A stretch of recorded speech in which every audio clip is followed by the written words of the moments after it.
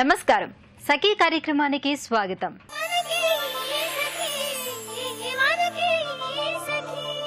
ఈ ప్రపంచంలో ప్రతి తల్లి తండ్రి పిల్లలు బాగా చదువుకోవాలని కోరుకుంటారు.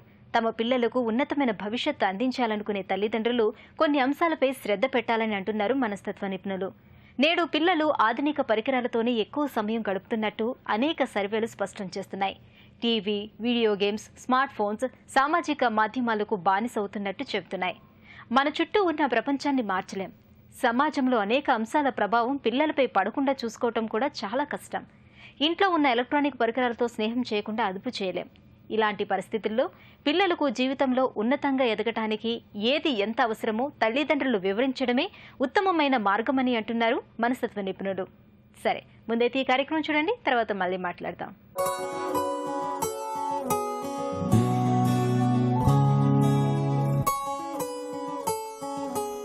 నమస్కారం. కోమలమైన శరీరాన్ని, దృఢమైన మనసుని ఇచ్చే యోగామృతం కార్యక్రమానికి స్వాగతం. ఈరోజు మన యోగామృతం కార్యక్రమం బాచ్పల్లిలోని రిషి యోగా సెంటర్కి వచ్చేసిందండి. ఇక్కడ మనతో పాటు ఉన్నారు యోగా ఎక్స్పర్ట్ రజనీ గారు. మరి యోగాకి సంబంధించి ఏ విషయాలు తెలియజేయబోతున్నారో రజనీ గారిని అడిగి తెలుసుకుందాం. నమస్కారం రజనీ గారు. ఎలా ఉన్నారండి? రజనీ గారు, ఈరోజు మా సక్కులకి యోగాకి సంబంధించి ఏం తెలియజేయబోతున్నారు? ఈరోజు మనం చూడబోయే ఆసనాస్ నిలబడి చేసే ఆసనాస్ అండి. అవి కూడా డోలాసన. ఈ డోలాసనలోనే 3 వేరియేషన్స్ ఉంటాయండి. ఓకే, అవి చూద్దాం ఇవాళ. ఓకే అండి. మరి ఈ డోలాసనాలోనే 3 డిఫరెంట్ టైప్స్ చేయబోతున్నాం కదా, వీటి వల్ల బెనిఫిట్స్ ఏంటండి? ఈ 3 వేరియేషన్స్, 3 టైప్ ఆఫ్ డోలాసనాస్ చూస్తున్నాం కదా, ఈ 3 ఒకేలాంటి బెనిఫిట్స్ ఉంటాయండి మనం చేయడం వల్ల.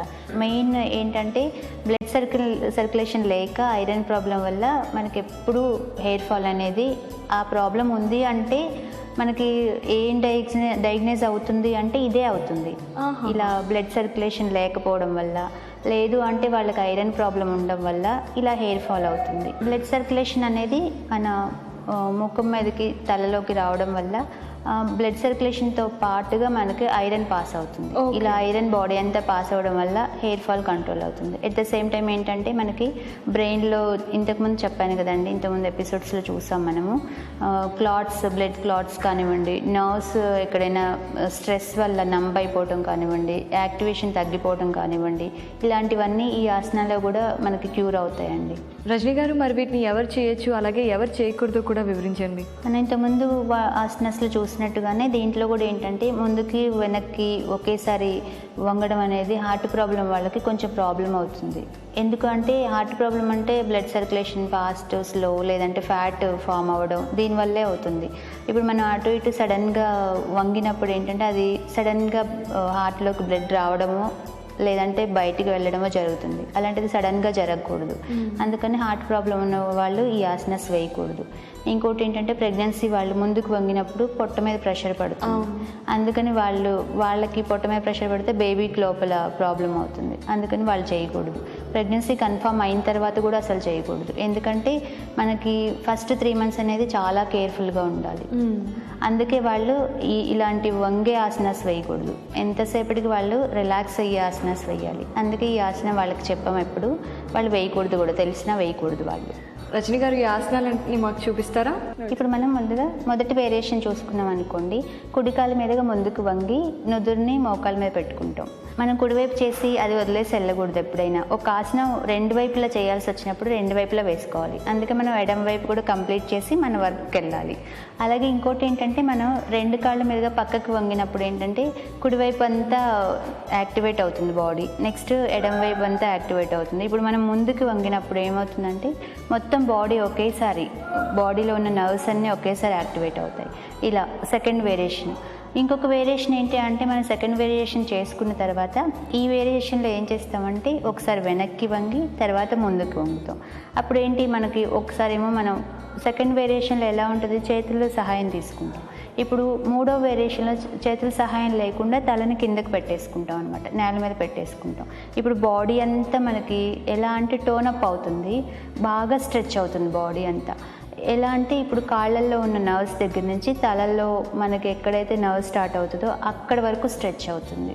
ఇలా స్ట్రెచ్ అయినప్పుడు ఒకేసారి బాడీలో కింద నుంచి పై వరకు, పై నుంచి కింద వరకు మొత్తం బ్లడ్ సర్క్యులేషన్ ఒకేసారి జరుగుతుంది. అలా జరగడం వల్ల నర్వ్స్ అన్నీ యాక్టివేట్ అవుతాయి. ఇప్పుడు ముందుగా మనం ఫస్ట్ వేరియేషన్ చూద్దామండి. అలాగే అండి. ముందుగా మనం నిటారుగా నిలబడిన తర్వాత 2 కాళ్ళు దూరంగా జరుపుకోవాలి.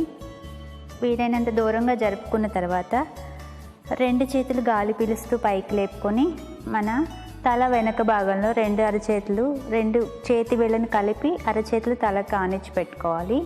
ఇప్పుడు కుడి కాలి వేళ్ళను కాలికి నిటారుగా తిప్పుకున్న తర్వాత గాలి పీలుస్తూ తలని పైకి వంచుకోవాలి.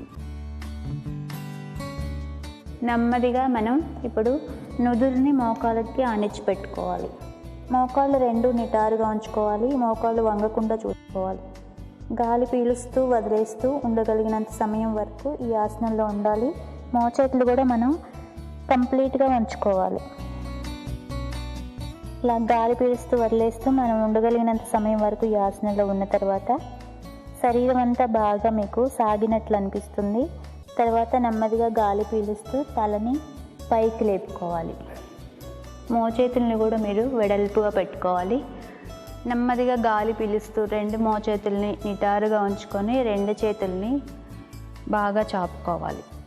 మరలా గాలి పీలుస్తూ 2 చేతి వేళ్ళని కలుపుకొని అరచేతుల్ని మన తల వెనక భాగంలో పెట్టుకొని గాలి పీలుస్తూ మన శరీరాన్ని ఎడంకాలు వైపు తిప్పుకొని తలని బాగా పైకి లేపుకోవాలి. తర్వాత నెమ్మదిగా గాలి వదిలేస్తూ మనం నెమ్మదిగా మన తలని శరీరాన్ని ముందుకి వంచుకుంటూ మోకాల మీద ఆనించి పెట్టుకోవాలి. ఇప్పుడు నెమ్మదిగా మోచేతుల్ని కాళ్ళకి మనం సహాయంగా ఉంచుకోవాలి. గాలి పీలుస్తూ వదిలేస్తూ మీరు బ్యాలెన్స్ అవ్వలేను అని అనిపిస్తే కళ్ళు తెరుచుకోవాలి. బ్యాలెన్స్ చేసుకోగలను అని అనిపిస్తే మీ కళ్ళు మూసుకొని పెట్టుకుంటే మీకు చాలా ప్రశాంతంగా ఉంటుంది. తర్వాత ఉండగలిగినంత సమయం వరకు గాలి పీలుస్తూ వదిలేస్తూ ఉండాలి. ఇలా గాలి పీలుస్తూ వదిలేస్తూ ఉన్నట్లయితే మీ శరీరం ఇంకా కొంచెం ఎక్కువ సమయం ఉండగలరు అని తెలుస్తుంది. తర్వాత గాలి పీలుస్తూ నెమ్మదిగా తలని పైకి లేపుకొని మోచేతుల్ని వెడల్పుగా పెట్టుకోవాలి. గాలి పీలుస్తూ 2 చేతుల్ని చాపుకొని గాలి వదిలేస్తూ కిందకు దించుకోవాలి. ఇప్పుడు మనం చేయబోయేది 2వ వేరియేషన్ డోలాసన. 2 కాళ్ళు దూరంగా పెట్టుకోవాలి. మనం మొదటి వేరియేషన్లో చూసుకున్నట్లుగా 2 కాళ్ళు దూరంగా పెట్టుకున్న తర్వాత 2 చేతులు పక్క నుంచి గాలి పీలుస్తూ పైకి లేపుకోవాలి. తర్వాత నెమ్మదిగా తలని బాగా వెనక్కి వంచుకోవాలి. 2 చేతుల్ని బాగా పైకి చాపుకున్న తర్వాత గాలి వదిలేస్తూ ముందుకి వంగుతూ వీలైనంత వరకు ముందుకు వంగి 2 చేతుల్ని స్ట్రైట్గా పెట్టుకున్న తర్వాత మీ కాళ్ళు వీలైనంత వరకు జరుపుకుంటూ మోచేతుల్ని వంచుకొని నుదురుని నేల మీద ఆనించి పెట్టుకోవాలి. గాలి వదిలేస్తూ పీలుస్తూ ఈ స్థితిలో మీరు ఎంత సమయం ఉండగలరో అంత సమయం ఉండొచ్చు. అలాగే మీరు ఇంకా ఎక్కువ సమయం ఉండడానికి ప్రయత్నించాలి అంటే మీ కళ్ళు తెరుచుకొని పెట్టుకోవాలి. మీరు బ్యాలెన్స్ చేసుకోగలిగితే కళ్ళు మూసుకొని ఉండొచ్చు. మీ శరీరం లోపల ఏదైనా వణికినట్టు అనిపిస్తే మీకు ఇంకా ఈ స్థితిలో ఉండలేరు అని తెలుస్తుంది. అప్పుడు నెమ్మదిగా గాలి పీలుస్తూ తలని పైకి లేపుకుంటూ అలాగే 2 చేతుల్ని పైకి లేపుకొని గాలి వదిలేస్తూ 2 చేతులు కిందకు దించుకోవాలి. తర్వాత నెమ్మదిగా 2 కాళ్ళు దగ్గరకు తెచ్చుకొని నార్మల్ స్థితికి రావాలి. గాలి పీలుస్తూ వదిలేస్తూ ఒక 5 సెకండ్ల వరకు ఈ స్థితిలో ఉన్నట్లయితే మీ శరీరం అంతా నార్మల్ స్థితికి వస్తుంది. ఇప్పుడు మనం చూడబోయేది 3వ వేరియేషన్. దీనికి నెమ్మదిగా 2 కాళ్ళు ముందులాగానే దూరంగా జరుపుకొని తర్వాత 2 చేతులు వెనక ఇంటర్లాక్ చేసి పెట్టుకోవాలి. నెమ్మదిగా గాలి పీలుస్తూ చేతులను కిందకి వంచుకుంటూ చేతులతో పాటు తలని వీలైనంత వరకు కిందకు వంచుకోవాలి. నెమ్మదిగా గాలి వదిలేస్తూ వీలైనంత నెమ్మదిగా ముందుకి వంగి గాలి వదిలేస్తూ ముందుకు వంగాలి. కాళ్ళు దూరం జరుపుకుంటూ తలని నేల మీద ఆనించి పెట్టుకోవాలి. తర్వాత 2 చేతులు వీలైనంత పైకి లేపుకోవాలి. గాలి పీలుస్తూ వదిలేస్తూ ఉండగలిగినంత సమయం వరకు ఇలా ఉన్న తర్వాత గాలి పీలుస్తూ తలని పైకి లేపుకొని చేతుల్ని కిందకి దించుకోవాలి వెనక వైపుగా. తర్వాత నెమ్మదిగా 2 కాళ్ళు దగ్గరకు తెచ్చుకోవాలి. మీరు యథాస్థితికి వచ్చిన తర్వాత కళ్ళు మూసుకొని గాలి పీలుస్తూ వదిలేస్తూ ఒక 5 సెకండ్ల వరకు ఇలా ఉన్నట్లయితే మీ శరీరంలోనూ శ్వాసలో ఉన్న వేగం అంతా తగ్గిపోయి నార్మల్ స్థితికి వస్తుంది. అప్పట్న ఇప్పుడు చేశారు కదా ఆసనాస్, ఈ 3 వేరియేషన్స్లో మీకు ఒక్కొక్క వేరియేషన్లో ఎలా అనిపించింది? 3 చేసిన తర్వాత ఎలా ఉంది మీకు? మీరు చెప్పినట్టుగానే రజనీ గారు బాడీ అంతా స్ట్రెచ్ అయింది బాగా, అండ్ బ్యాలెన్స్ వచ్చినట్టు లైట్గా అనిపిస్తుంది ఎక్సర్సైజ్ చేసిన తర్వాత. జనరల్గా అయితే కొంచెం స్ట్రెస్ అయినట్టు అలా అనిపించాలి కదా, బట్ ఈ ఎక్సర్సైజెస్ అయితే ఏంటంటే చాలా స్ట్రెచ్ అవ్వడం వల్ల ఏంటో కానీ బ్లడ్ సర్క్యులేషన్ బాగా ఫ్లో అయ్యి బాడీ అంతా ఈజీగా లైట్గా ఉందండి. అవునండి, కొంచెం మీ ఫేస్ కూడా గ్లోయిష్గా అనిపిస్తుంది, ఫ్రెష్గా అనిపిస్తుంది. Okay, so thank you so much అండి, ఇంత మంచి ఆసనాల్ని మా సకలకు పరిచయం చేశారు. ధన్యవాదాలు రజనీ గారు. నమస్కారం అండి. ఇది ఇవాల్టి యోగామృతం కార్యక్రమం. మళ్ళీ మరో అందమైన ఎపిసోడ్లో కలుసుకుందాం. అంతవరకు సెలవు, నమస్కారం. పిల్లల మనసులు మట్టి ముద్దల్లాంటివి. ఆ మట్టి ముద్దను ఎలాగైనా తయారు చేయొచ్చు. తల్లిదండ్రులు పిల్లల్ని పెంచే విధానంతో పాటు చదివే స్కూలు వాతావరణం, సమాజంలోని పరిస్థితులు, తమ పక్కనే ఉండే స్నేహితులు, ఇలా అనేక అంశాలు వారి వ్యక్తిత్వాన్ని తీర్చిదిద్దుతాయి. వజ్రమైన సానబెడితే గాని మెరుపు రాదు. పిల్లల్లో సృజన బయటకు రావాలన్నా అందుకు తగ్గ కృషి తల్లిదండ్రులు చేయాలి. పిల్లల్లో సృజన పెరగాలంటే తల్లిదండ్రులు పిల్లల్ని ప్రశ్నలు అడిగేలా నిరంతరం ప్రోత్సహించాలంటున్నారు నిపుణులు. పిల్లలకి 1,00,000 సందేహాలు వస్తాయి. కొత్త విషయాలు తెలుసుకోవాలని ఆసక్తి ఉంటుంది.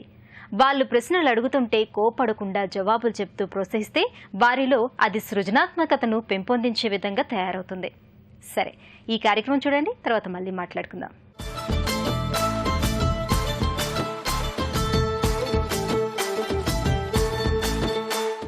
నమస్కారం.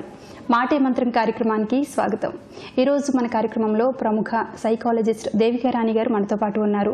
సకులు రాసిన సమస్యలకు చక్కటి సలహాలు సూచనలు అందిస్తున్నారు. మరికొన్ని విషయాలు వారిని అడిగి తెలుసుకుందాం. నమస్కారం డాక్టర్ గారు. నమస్కారం. ఎలా ఉన్నారు? బాగున్నాను. ఓకే, ఎప్పటిలాగానే ఒక సఖి విజయనగరం నుంచి మనకి లెటర్ రాశారండి, సమస్య అంటూ. అది చదవమంటారా? ఓకే. నా పేరు నిర్మల. నా వయసు 30 సంవత్సరాలు. నాకు 2 పిల్లలు. రెండో కాన్పు తర్వాత నాకు ఆరోగ్య సమస్యలు వచ్చాయి. ఇప్పటికీ 2 సార్లు పూర్తిగా చెకప్ చేయించుకున్నాను. అంతా బాగానే ఉంది అంటున్నారు. కొద్దిగా గ్యాస్ట్రిక్ సమస్య ఉండవచ్చు అని మెడిసిన్ ఇచ్చారు. కానీ నాకు ఇంకా ఆందోళన, చింత, నిద్ర సమస్య, ఒంటి నొప్పులు, చాలా బాధగా, ఏదో పోగొట్టుకున్నట్టుగా, ఏ పని మీద ఇంట్రెస్ట్ లేకుండా ఉంటుంది. నా భర్తకు నా మీద చాలా చికాకుగా ఉంది. నాకు చాలా డిప్రెషన్గా ఉంది. తగిన సలహా ఇవ్వగలరు? ఓకే, నిర్మల గారు రాశారు లెటర్లోని తనకి ఉన్నటువంటి సమస్య. బేసికలీ తనకి అంటే రెండో కాన్పు తర్వాత చాలా ఆరోగ్య సమస్యలు వచ్చాయి అని, కానీ అన్ని టెస్ట్ చేయించుకున్నా కూడా అవన్నీ నార్మల్ ఉన్నాయి. ఓన్లీ జస్ట్ సిమ్టమాటిక్గా గ్యాస్ట్రిక్ ప్రాబ్లమ్కి ట్రీట్ చేస్తున్నారు అని. నిర్మల గారు, మీరు చెప్పినటువంటి సింటమ్స్ అన్నీ కూడా ఏవైతే మీరు రాశారో అవన్నీ కూడా ఏంటంటే సైకోసోమాటిక్ సింటమ్స్ అంటామండి. అంటే మానసిక ఆరోగ్యం సరిగా లేనప్పుడు ఫిజికల్గా దాని సిమ్టమ్స్ అనేవి చూపిస్తాయి. అంటే నిద్రలేమి, దేని మీద ఇంట్రెస్ట్ లేకపోవడము, సరిగా ఆహారం తీసుకోలేకపోవడము, ఎప్పుడు చింతిస్తూనే ఉండడము, ఇవన్నీ కూడా ఏంటంటే ఆందోళన బాగా, అంటే అక్కడ సరి అయినటువంటి కారణం లేకుండా కూడా ఆందోళన చెందడము, మానసిక ఆరోగ్యం సరిగా లేనప్పుడు అవన్నీ కూడా బాడీ మీద చూపిస్తాయి అన్నమాట. అందుకని దీన్ని సైకోసోమాటిక్ సిమ్టమ్స్ అంటాం. యూజువల్లీ మీరు ఇంపార్టెంట్ పాయింట్ రాసింది ఏంటంటే పోస్ట్ సెకండ్ ప్రెగ్నెన్సీ తర్వాత ఈ సమస్యలు అనేవి చాలా విపరీత దశలో వచ్చాయి అని. మీకు అర్థం అవ్వాల్సింది ఏంటంటే దీనికి ఫిజికల్గా ఆరోగ్యం అంతా కూడా బాగానే ఉన్నట్టుగా అన్ని రిపోర్ట్స్ చూపిస్తున్నా కూడా ఏంటంటే మీరు ఆందోళన చెందడం వలన దానికి సంబంధించి ఈ లక్షణాలన్నీ కూడా కనిపిస్తూ ఉన్నాయి. అండ్ యూజువల్లీ భర్త కూడా చికాకు పడుతున్నారు అని రాశారు. ఎప్పుడైతే అన్ని టెస్టులు చేయించిన తర్వాత కూడా ఏమీ లేను అన్నప్పుడు ఏంటో బాగోలేదు, దీనివల్ల తను రెగ్యులర్ యాక్టివిటీస్ని నెగ్లెక్ట్ చేస్తున్నప్పుడు ఏమవుతుందంటే అవతల పార్ట్నర్కి కొద్దిగా చికాకు చెందే అవకాశాలు ఉంటాయి. అంటే వాళ్ళకి అర్థం కాదు, ఏంటి అంతా చూపెట్టాను, అందరూ బాగానే ఉందన్నారు, తిను కావాలని చేస్తుంది అన్నటువంటి అభిప్రాయంలో వెళ్ళే అవకాశం ఉంటుంది. సో మీ భర్తకు చికాకు రావడానికి ముఖ్య కారణం. సో మీరు ఇమీడియట్గా ఒక హెల్త్ కౌన్సిలర్స్ అని ఉంటారనమాట. సో వాళ్ళ దగ్గరికి వెళ్తే ఏంటంటే ఈ సైకోసోమాటిక్ ప్రాబ్లమ్స్ వలన వెల్బీయింగ్ క్లినిక్స్ అని ఉంటాయి. దానిలో వాళ్ళకి అర్థమవుతుంది కొన్ని లైఫ్ స్టైల్ డిజార్డర్ లేకపోతే పోస్ట్ పార్టమ్ కొంతమందికి ఏంటంటే మానసిక సమస్యలు వచ్చే అవకాశం ఉంటుంది. సో మీ కేటగిరీ అలాగా అంటే నెక్స్ట్ సెకండ్ ప్రెగ్నెన్సీ తర్వాత వచ్చినటువంటి లక్షణాలు, దీనివల్ల మీరు డిప్రెషన్లోకి వెళ్తున్నట్టుగా ఉంటే మాత్రం ఖచ్చితంగా కౌన్సిలర్ని కలవండి, మానసిక నిపుణుల్ని కలవండి. కలిసినప్పుడు వాళ్ళు ఏంటంటే కొన్ని స్కేల్స్ అసెస్మెంట్, అంటే మనకి ఆరోగ్యం సరిగా ఉందా లేదా తెలియడానికి ఎలాగైతే డయాగ్నోస్టిక్ సెంటర్స్ ఉన్నాయి, రక్త పరీక్షలు, ఇంకా ఇతర కైండ్ ఆఫ్ ప్రొసీజర్స్ ఉన్నాయో అలానే మానసిక సమస్యలకు కూడా కొన్ని అసెస్మెంట్ టూల్స్ అనేవి ఉంటాయి. వాటి స్కోర్ని బట్టి మీకు అర్థమవుతుంది ఏంటంటే ఎలాంటి సమస్యలు మీకు తీవ్ర స్థాయిలో ఉన్నాయి, దానికి కౌన్సిలింగ్ ద్వారా ఉపయోగపడుతుందా, లేదు నెక్స్ట్ లెవెల్ ట్రీట్మెంట్ ఏమైనా ఇవ్వాలా అన్నది కూడా వాళ్ళు సలహా ఇవ్వడం అనేది జరుగుతుంది. సో ఈ సైకోసోమాటిక్ సిమ్టమ్స్ ఏంటంటే ఎక్కువగా ఫిజికల్ బాడీ మీద ఈ ఒళ్ళు నొప్పులు, తలనొప్పి, నిద్ర పట్టకపోవడము. అంటే మేడం అంటే తను మెంటల్గా డిస్టర్బెన్స్ అవుతుంది కదా, సో దానికి సంబంధించి ఇట్లా అవుతుందంటారా? యా, బేసికలీ మానసిక సమస్యలు అనేవన్నీ కూడా ఆలోచనలు, వాళ్ళ భావాలకి సంబంధించి ఎక్కువగా ఉంటాయి. అంటే వాళ్ళు ఎలాంటి ఆలోచనలు నెగిటివ్గా ఉన్నప్పుడు ఏంటంటే ఎక్కువగా సిమ్టమ్స్ అనేవి తీవ్రంగా ఫిజికల్ బాడీ మీద వాళ్ళకి కనిపిస్తూ ఉంటాయి. సో వీటిని అందుకనే మనం ఏంటంటే రిలేటెడ్ టు సైకలాజికల్ ఆస్పెక్ట్స్కి సోమాటిక్ సిమ్టమ్స్ అంటే ఫిజికల్ సిమ్టమ్స్ని వాళ్ళు ఎగ్జిబిట్ చేస్తూ ఉంటారు. అందరికీ అనిపిస్తుంది ఇది నాకు శారీరక సమస్య అని అనిపిస్తుంది, కానీ దీని రూట్ కాజ్ మాత్రం మానసికంగా వాళ్ళ ఆలోచనలు, వాళ్ళ భావాలు. అంటే మీరు ఆలోచనలు అనేది పాజిటివ్ థింకింగ్ సైడ్, అంటే ఎలా కంట్రోల్ చేయాలి నెగిటివ్ ఆలోచనలు, భావాలను ఎలా అదుపు చేయాలి. సపోజ్ డిప్రెషన్ వస్తుంది అంటే మీరు ఏమి ప్రక్రియ చేపట్టారు అంటే వీళ్ళ కోపింగ్ స్కిల్స్ కూడా లోపించడం వల్ల కూడా కొన్నిసార్లు వాటికి వీళ్ళు సక్కం అయిపోతారు, అంటే లొంగిపోవడము అండ్ సఫర్ అవ్వడం అనేది ఎక్కువగా ఉంటుంది. సో ఆ కోపింగ్ స్కిల్స్ ఎలా ఉన్నాయి, ఇప్పుడు ల్యాక్ ఆఫ్ ఇంట్రెస్ట్ అంటే ఒక హాబీ లేకపోవడము, ఏమీ చేయాలనిపించకపోవడము, చేంజ్ ఆఫ్ అట్మాస్ఫియర్ తీసుకోకపోవడం. సో ఇవన్నీ కూడా ఏంటంటే they will give certain suggestions ఇస్తారు అండ్ కొన్ని టెక్నిక్స్ చెప్తారు ఎలా ఓవర్కమ్ అవ్వాలి. సో మీరు ఏ దశలో ఉంది అంటే కౌన్సిలింగ్ వరకు సరిపోతుందా, లేదు మెడికేషన్ వరకు వెళ్ళాలా అన్నది ఖచ్చితంగా అది అసెస్మెంట్ చేసిన తర్వాత నిర్ధారించడం అనేది జరుగుతుంది. వాళ్ళు ఇచ్చే సలహాని బట్టి మీరు ఏమైనా డిప్రెషన్ అనేటువంటి జబ్బు వరకు వెళ్తే మాత్రం అది మెడికేషన్ అనేది వాడండి. తొలి దశలోని వాడితే ఏంటంటే తీవ్ర స్థాయిలో వెళ్ళి మల్టిపుల్ సమస్యలు రాకుండా మిమ్మల్ని మీరు కాపాడుకోగలరు. ఓకే డాక్టర్ గారు, నిర్మల గారు రాసిన లెటర్కు చక్కటి సూచనలు అందించారు. ధన్యవాదాలు. నమస్కారం. నేటి పోటీ ప్రపంచంలో చాలా మంది తల్లిదండ్రులు పిల్లల కోసం అసలు సమయమే హెచ్చించటం లేదు. అయితే ఉద్యోగాల సమయాలు కూడా అలాగే ఉన్నాయనుకోండి. అందుకే పనిని సడలించుకుని వీలైనంత ఎక్కువ సమయం పిల్లలతో గడిపేందుకు సమయం కేటాయించండి. పిల్లలతో మీరు పిల్లల్లానే కలిసిపోయి ఆడండి. దీనివల్ల వాళ్ళు మీతో బంధాన్ని ఏర్పరచుకుంటారు. కొత్తగా ఉండి కల్పనాశక్తిని అందించే ఆటల్ని ఆడేలా ప్రోత్సహించండి. తల్లిదండ్రులతో ఎక్కువసేపు గడిపే పిల్లల్లో సృజనాత్మకత ఎక్కువగా ఉంటుందన్న అధ్యాయాలు చెబుతున్నాయి.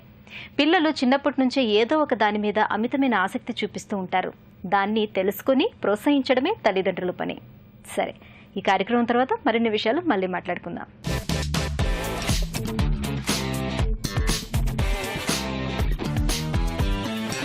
నమస్కారం. వంటల సందడి కార్యక్రమానికి స్వాగతం. ప్రతిరోజు సరికొత్త రుచుల్ని మీకు పరిచయం చేస్తున్న వంటల సందడి ఇవాళ కూడా ఒక వెరైటీ రెసిపీతో మీ ముందుకు వచ్చేసింది. మనతో పాటు ఉన్నారు రాజేశ్వరి గారు. మరి ఏ వంటకం చేసి చూపిస్తారో ఆమెను అడిగి తెలుసుకుందామా? నమస్కారం రాజేశ్వరి గారు. నమస్కారం అండి. ఎలా ఉన్నారు? చాలా బాగున్నాను. ఎక్కడి నుంచి వచ్చారు? నేను హైదరాబాద్ నాగోల్లో ఉంటాను మేడం. నాగోల్ నుంచి వచ్చారు. ఓకే, మరి మా సక్కులకి ఇవాళ ఏ వంటకం చేసి చూపిస్తున్నారు? ఇడ్లీ బజ్జీ. ఇడ్లీ బజ్జీలు. ఓకే, మనకి మిర్చి బజ్జీ తెలుసు, ఆలు బజ్జీ తెలుసు, అరటికాయ, ఇలా చాలా వెరైటీలు తెలుసు, కానీ ఇడ్లీతో బజ్జీ వేస్తారు. ఇడ్లీ బజ్జీ. ఇడ్లీతో ఎందుకు చేస్తామంటే ఇడ్లీ ఉప్మా తెలుసు అందరికి. ఇడ్లీ ఉప్మా కూడా బోర్ వచ్చేసింది కాబట్టి ఇడ్లీ బజ్జీ చేయడానికి నేను ఈ రోజు అందులోని ది సీజన్ ఒకటి కదా, వేడి వేడి బజ్జీలు చాలా బాగుంటాయండి. ఓకే, మరి ప్రిపేర్ చేసేద్దామా? చేసేద్దాం. ముందు కావాల్సిన పదార్థాలు ఏంటో చెప్పేస్తారా? శనగపిండి, ఇడ్లీలు, కొబ్బెర, జీలకర్ర, ఎల్లిపాయలు, ఉప్పు, తినే సోడా, పుట్నాలు, కారము, నూనె. రాజేశ్వరి గారు, ఇడ్లీ బజ్జీలకి కావాల్సిన పదార్థాలు ఏంటో చెప్పేశారు. తయారు చేసుకునే విధానం చేద్దాం మేడం. ఒక బౌల్ ఇవ్వండి మేడం, నేను శనగపిండి తడుపుకుంటాను. ఇది ఓకే కదా? Okay madam. శనగపిండి వేయాలి. ఎంత క్వాంటిటీ సరిపోతుంది? మనకి ఎన్ని ఇడ్లీలు ఉంటే అంత క్వాంటిటీ మనం తడుపుకోవచ్చు. ఓకే. నెక్స్ట్ ఏం చేయాలి? సాల్ట్ అండ్ తినే సోడా వేసేసి కలుపుకోవాలి. రెండు మిక్స్ చేసుకోవాలి. ఇప్పుడు వంట సోడా. ఆ తర్వాత వాటర్ వేసేసుకొని కలుపుకోవాలి. పిండిలాగా తయారు చేయాలి. నార్మల్గా బజ్జీల పిండి లాగానే. బజ్జీ పిండి లాగా.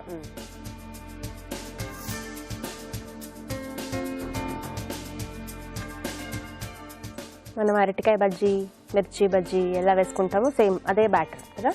అంతే మేడం. ఇది అంత గట్టిగా ఉండొద్దు, అంత లూజ్గా ఉండదు. నార్మల్ గా కలిపేసేసారు ఉండలు లేకుండా. రాజేశ్వరి గారు, మనకు ఆల్రెడీ ఇడ్లీలు కూడా పక్కన రెడీగా ఉన్నాయి కాబట్టి మనం ఆయిల్ పెట్టేసుకుందామా? ఆయిల్ పెట్టేసి వేడి చేసేసారు. ఓకే.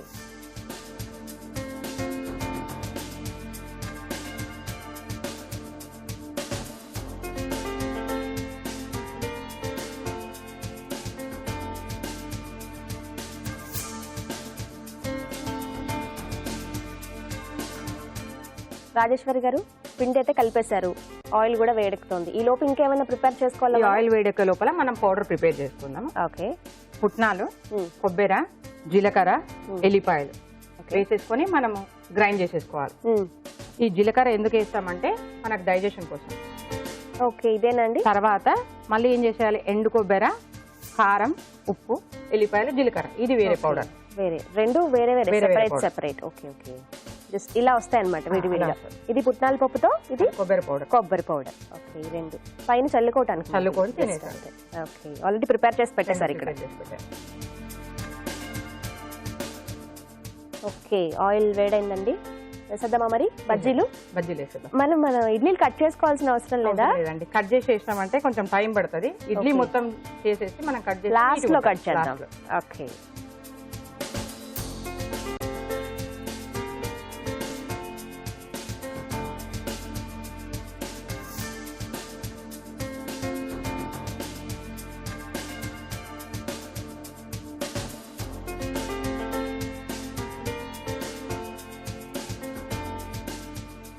ఇది బజ్జీలు కూడా మనకు ఆయిల్ ఏం పట్టుకోదండి. మీరు వంట సోడా ఒకటి యాడ్ చేశారు కదా, కొంచెం ఉన్నదానికంటే ఎక్కువ ఉబ్బుతాయి. కాకపోతే ఎక్కువ వేయద్దు వంట సోడా. ఎక్కువ వంట సోడా వేస్తే మనకు ఆయిల్ గుంజుతుంది, లేకపోతే ఏం లేదు. తక్కువ వేయాలి, వేయటం కూడా తక్కువ వేయాలి. మామూలుగా డీప్ ఫ్రై అంటే చాలా మంది అవాయిడ్ చేస్తారు బజ్జీలు, కానీ దీంతో అంత ప్రాబ్లం ఏమి ఉండదు. ఇడ్లీ వెరీ హెల్దీ అయితే దాంతో మీరు బజ్జీ ఇంకా మంచి ఐడియా. ఎక్కడ నేర్చుకున్నారండి వంటకం? మా అత్తయ్యతో నేర్చుకున్నాను. మీ అత్తగారు నేర్పించారా? ఓకే. డీప్ ఫ్రై అయిపోయింది, మనం సర్వింగ్ ప్లేట్ లో తీసేసుకుంటే అయిపోతుంది. ప్లేట్ లో తీసేసుకుందామా? అవును మేడం. ఓకే.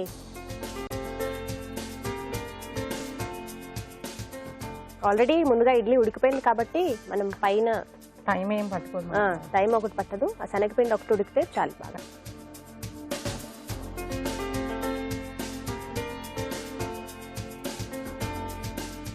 ఇప్పుడు బజ్జీలు అయినాయి కదా, ఒక 2 పీసెస్ గా కట్ చేసుకొని ఆ పౌడర్ వేసేసుకొని ఓకే.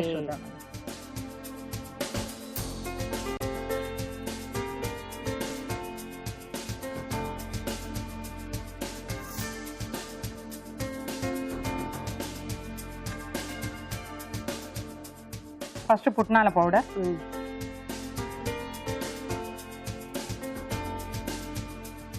ఇది పుట్నాల పౌడర్, ఇది కొబ్బరి పొడి.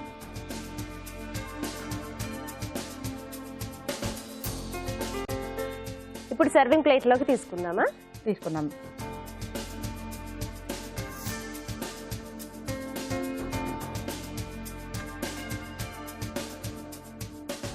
గీత గారు, ఇడ్లీ బజ్జీ రెడీ అయింది.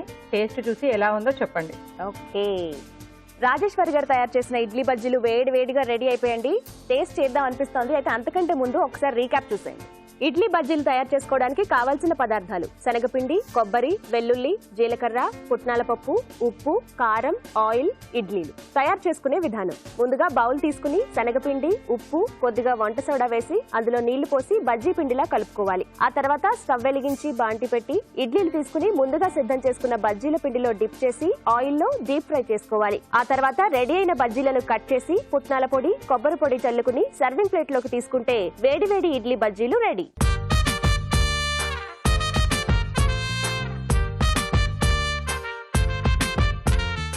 ఇడ్లీ బజ్జీలకి కావాల్సిన పదార్థాలు తయారు చేసుకునే విధానం చూసేశారు కదా. ఇప్పుడు టేస్ట్ చేసి ఎలా ఉన్నాయో చెప్తాను. పైన పొడి వేశారు కదండి, అవి నేను డిప్ చేసుకుంటున్నాను అందులో.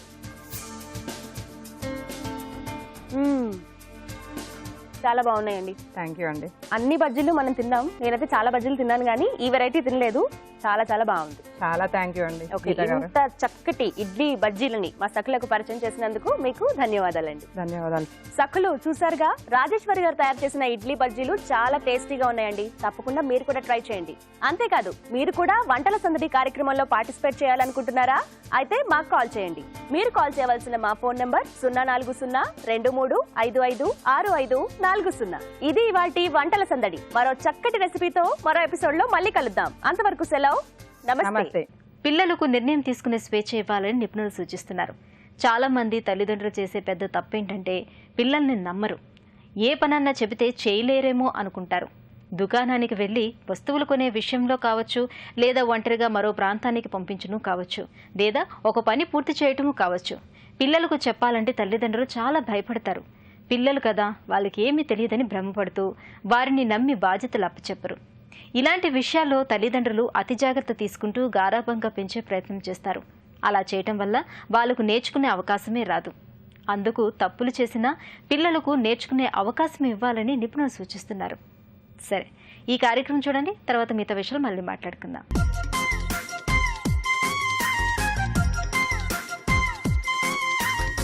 నమస్కారం. చూడండి చేయండి కార్యక్రమానికి స్వాగతం. సఖులు, మన ఇంటిని అందంగా అలంకరించుకోవాలంటే మన దగ్గర ఎన్నో రకాల బోలెడు ఐడియాస్ ఉంటాయి. కానీ వాటిని ఎలా ఇంప్లిమెంట్ చేయాలి, ఎవరైనా ఎక్స్పర్ట్ చెప్తే బాగుంటుంది అని అనిపిస్తుంది కదా. తప్పకుండానండి. మరి చూడండి చేయండి కార్యక్రమంలో మీరు ఎన్నో రకాల ఐటమ్స్ ఇప్పటివరకు చూసారు కదా.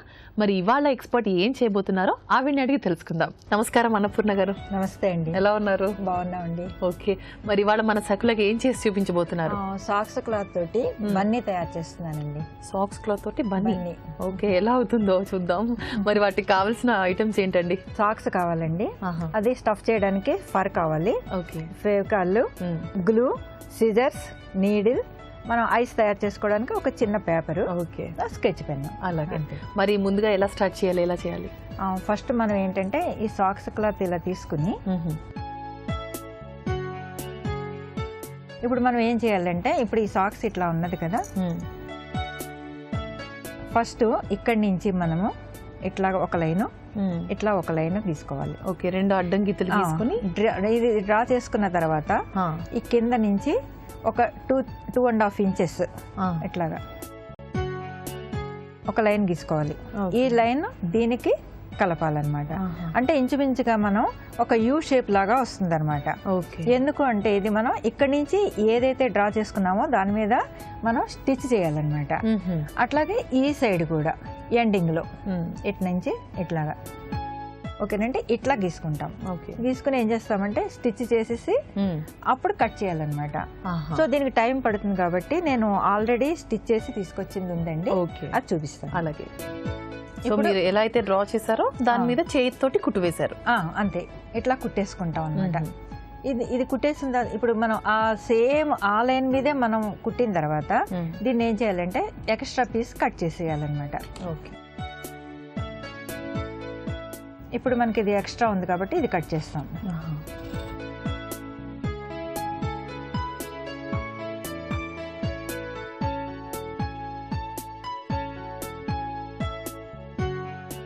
ఇప్పుడు ఏం చేయాలంటే దీనికి ఒక హోల్ పెట్టుకుని మధ్యలో మిడిల్లో, కరెక్ట్గా మధ్యలో చిన్న హోల్ పెట్టి, అది ఏంటంటే ఫర్ నింపడానికి. ఇదేంటంటే ముందు మనం ఇది ఉల్టా తీస్తాం అనమాట. ఇది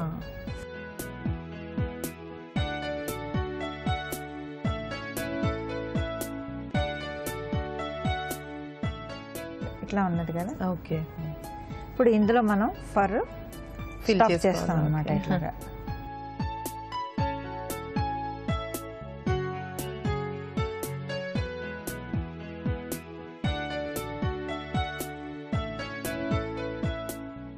దీన్ని ఇప్పుడు మనం ఇది హోల్ చేసాం కదా, దాన్ని మనం స్టిచ్ చేసేయాలి.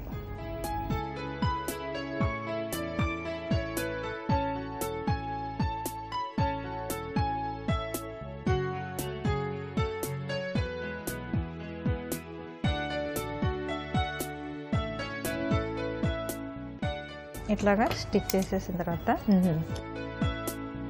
ఇప్పుడు దీన్ని ఇటు పక్క వేసి కొంచెం ఇది ఎత్తు ఉండేలాగా సర్దాలన్నమాట. అంటే కొంచెం ఇవి రెండు కూడా ఇవి బన్నీకి కాళ్ళు అనమాట. ఓకే, ఈ లెగ్స్ కింద వస్తాయి. ఇప్పుడు ఏం చేయాలంటే నెక్స్ట్ ఇప్పుడు ఇందాక 2 సాక్స్ తీసుకున్నాం కదా, ఇప్పుడు సెకండ్ సాక్స్ కూడా మనం సేమ్ ఇందాక ఎట్లా అయితే డ్రా చేసామో అట్లానే డ్రా చేసి స్టిచ్ చేసేయాలి. ఓకే, చేసి చేసి ఎక్స్ట్రా ఉన్న పీస్ కట్ చేయాలి. అయితే ఈ సాక్స్కి ఒకవైపే డ్రా చేసుకుంటాం, రెండో వైపు అవసరం ఉండదు అనమాట.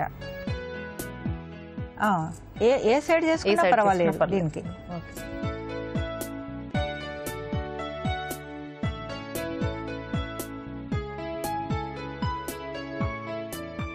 దీన్ని కూడా ఉల్టా తిప్పి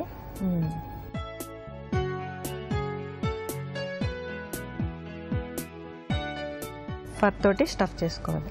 ఓకే,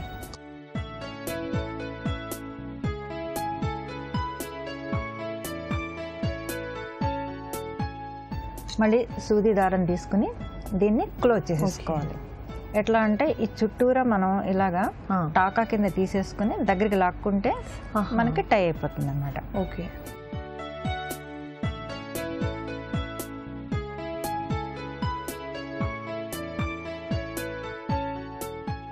ఇప్పుడు మనం ఈ పీస్ ఇలా కుట్టాం కదా, దీన్ని ఏం చేస్తామంటే ఇది ఫేస్ అన్నమాట. ఓకే, ఇప్పుడు ఈ 4 లెగ్స్. సో ఇప్పుడు మనం ఈ ఫేస్ని దీనికి ఇట్లాగా కుడతాం. అంటే కరెక్ట్ మిడిల్లో పెట్టుకోవాలంటే సెంటర్కి వచ్చేలా చూసుకుని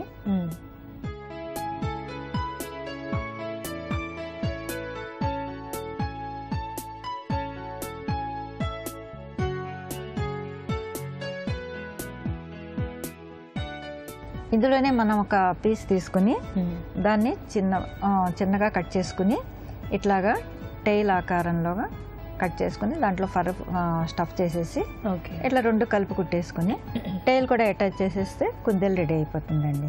ఓకే, సో మనకు సాక్స్కి ముందు టో టిప్ ఉంది కదా, అది కట్ చేసుకొని ఫిల్లింగ్ చేసేసి అది కట్ చేసుకోవచ్చు. ఇంకా ముఖ్యంగా దానికి కళ్ళు, ముక్కు, చిన్న ఫైనల్ ఫినిషింగ్ ఉంది అంతే. అంతే. ఇప్పుడు బన్నీ రెడీ అయిపోయిందండి. దీనికి మనం బ్రౌన్ పేపర్ కానీ బ్లాక్ పేపర్ కానీ తీసుకుని అది కళ్ళ కింద కట్ చేసుకుని పెట్టుకుని దానికి మీసాలు కూడా ఉంటాయి కాబట్టి ఊలుని మనం అట్లా కూడా పెట్టేసుకుంటే బన్నీ మొత్తం రెడీ. చిన్న రెడ్ ఎర్ర కలర్ అది పేపర్ తో కొంచెం పేపర్ అయినా సరే ఊల్ని మనం రౌండ్ చేసినా పెట్టుకోవచ్చు. బాగుందండి, నిజంగా చాలా క్యూట్ గా ఉంది. చిన్న పిల్లలు పట్టుకొని ఆడుకోవడానికి సాఫ్ట్ గా చాలా బాగుంది. సో ఇంకా ఇలాంటి తయారు చేశారు అవి చూపించండి. నేను ఇంటి దగ్గర తయారు చేసి తీసుకొచ్చానండి, చూపిస్తాను. చూడండి, ఇప్పుడు ఇలా ఇంటి దగ్గర తీసుకొచ్చానండి. ఇది డార్క్ కలర్ అన్నమాట. చాలా బాగుందండి, చిన్నగా క్యూట్ గా ఉందండి, వెరీ క్యూట్. అసలు సాక్స్ తోటి ఇలా అవుతుంది. కట్ చేసి మనం ఇట్లాగా మీసాలాగా పెట్టుకుని కళ్ళకు కూడా ఇలాగా మంచిగా మనం డెకరేట్ చేసుకుంటే బటన్స్ కానీ ఏదైనా పేపర్ తో పేపర్ అయినా ఇట్లాగా మనం డ్రా చేసుకుని పెట్టుకుంటే బాగుంటుంది. చాలా బాగుంది. ఇదేంటంటే వైట్ సాక్స్ తోటి అనమాట, కొంచెం పెద్దది చేశాను అనమాట. వైట్ సాక్స్ తోటి బాగుందండి, చాలా బాగుంది. పిల్లలు ఇలాంటివి కుందేలు ఇలా ఉంటుంది, నిజంగా కుందేళ్ళు పట్టుకున్న ఫీలింగ్ ఉంది నాకు, ప్రాణమే లేదు దీనికి. చాలా చక్కగా ఉందండి. పిల్లలకి నచ్చే ఐటమ్ ఇవాళ చేసి చూపించారు. చాలా ధన్యవాదాలండి, చాలా బాగుంది. Thank you so much. నమస్తే అండి.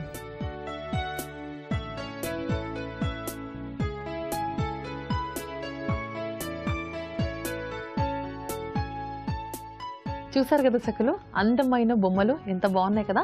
అన్నపూర్ణ గారు చాలా చక్కగా సింపుల్ ఐటమ్స్ తోటి ఎలా తయారు చేసుకోవాలో చూపించారు. మరి మీ దగ్గర కూడా ఇలాంటి ఐడియాస్ ఉంటే చూడండి చేయండి కార్యక్రమంలో పాల్గొనాలనుకుంటే మాకు ఫోన్ చేయండి. మా ఫోన్ నంబర్ 04023556540. మరో చక్కటి ఎపిసోడ్ లో మళ్ళీ కలుసుకుందాం. అంతవరకు సెలవు, నమస్తే. పిల్లలు ఏదైనా అనుకున్నది సాధించినప్పుడు ఫలితం ఎలా ఉన్నా ఆ ప్రయత్నాన్ని తప్పకుండా అభినందించండి. తక్కువ శ్రమతో యాదృశ్చికంగా పెద్ద విజయాలు వచ్చినప్పుడు ఆనందం పంచుకోండి. అదే సమయంలో విఫలమైనప్పుడు ఎంత ధైర్యంగా ఉండాలో చెప్పండి. అలాగే కోరిన ప్రతి కోరిక తీర్చే ప్రయత్నం చేయకూడదు. అన్ని కోరికలు తీరవని కూడా పిల్లలకు అర్థమయ్యేలా చేయాలి. పిల్లలకు మొదటి నుంచి ఖచ్చితత్వాన్ని అలవాటు చేయండి. ప్రతి పనికి పరిమితులను విధించండి. పిల్లలు తమ ఉద్వేగాలని, ముఖ్యంగా కోపాన్ని స్వేచ్ఛగా వ్యక్తం చేసే వాతావరణం ఇంట్లో కల్పించండి. వారికి ఉద్వేగాల గురించి తెలియచెప్పటం మంచి ఫలితాలు ఇస్తాయని చెప్తున్నారు నిపుణులు. సరే, ఈ కార్యక్రమంపై మీ అభిప్రాయాలను సూచనలను మాకు రాసి పంపించండి. మా చిరునామా Sakhi ETV Ramoji film city Hyderabad 501512. మా ఇమెయిల్ ఐడి saki@etv.co.in. మా ఫోన్ నంబర్ 040223556540. ఇది ఇవాల్టి సఖీ కార్యక్రమం. రేపు సఖీ కార్యక్రమంలో మళ్ళీ కలుద్దాం. నమస్కారం. మహిళామణుల ప్రియమైన కార్యక్రమం సఖీ ఇప్పుడు యూట్యూబ్ ఆన్లైన్లో www.youtube.com/etv news లింక్ ద్వారా వీక్షించండి.